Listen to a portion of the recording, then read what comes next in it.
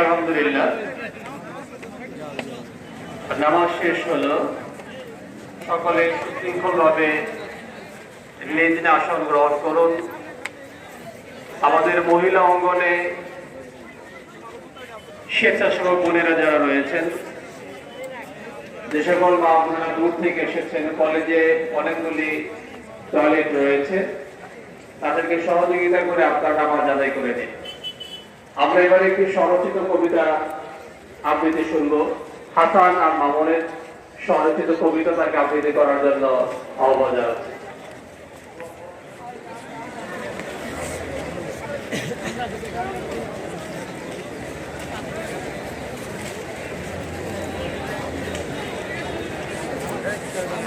আলহামদুলিল্লাহ নাহমাদুহু ওয়া নুসাল্লি আলা রাসূলিহিল কারীম আম্মা বা'দ আউযু বিল্লাহি মিনাশ শাইতানির রাজীম বিসমিল্লাহির রাহমানির রাহিম। আমাদের কিছু ভাই শহীদ হয়েছেন স্বৈরাচারী হাসিনার ক্ষমতার সময়। তাদের কিছু আহ্বান নিয়ে আমি একটি কবিতা লিখেছি।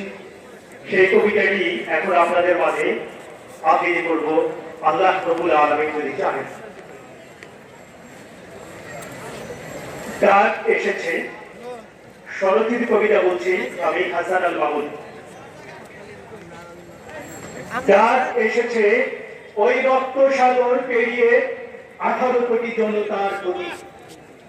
ডাক এসেছে হাজারো শহীদের রক্ত মাখা ছিন্ন ভিন্ন শরীর নিয়ে।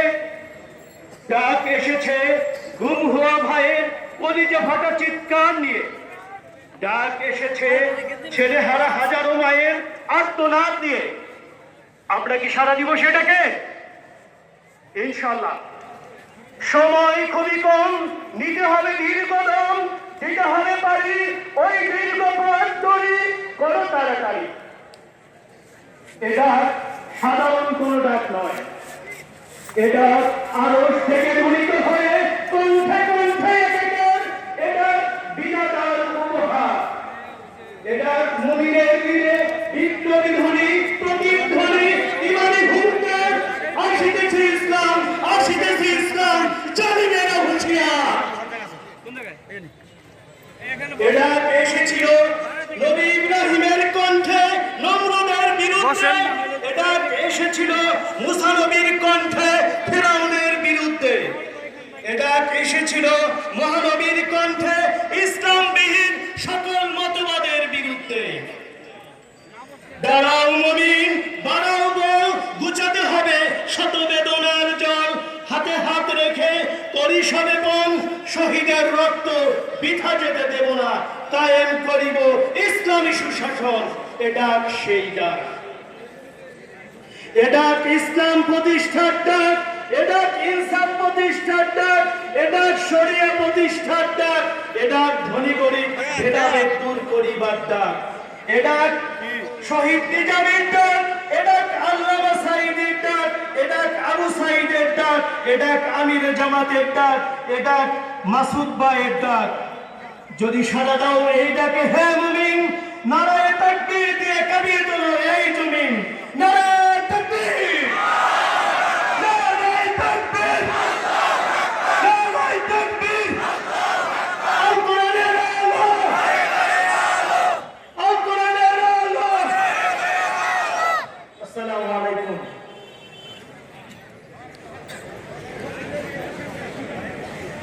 সম্মানিত তৌহিদি জনতা, আপনারা জেনেছেন আজকে যিনি প্রধান আকর্ষণ মুফতি আমির হামজা, তিনি বগুড়ার একটি মাহফিলে বয়ান করেছেন। ইতিমধ্যে আমাদের উদ্দেশ্যে রওনা দিয়েছেন।